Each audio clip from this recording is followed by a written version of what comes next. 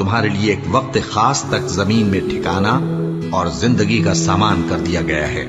فرمایا کہ اسی میں تمہارا جینا ہوگا اور اسی میں مرنا اور اسی میں سے قیامت کو زندہ کر کے نکالے جاؤ گے۔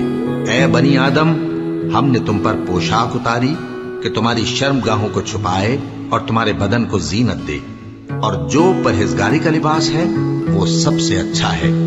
یہ اللہ کی نشانیاں ہیں تاکہ لوگ نصیحت حاصل کریں۔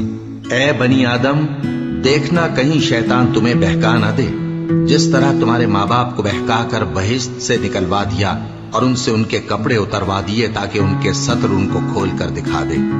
وہ اور اس کے بھائی بند تم کو ایسی جگہ سے دیکھتے رہتی ہیں جہاں سے تم ان کو نہیں دیکھ سکتے۔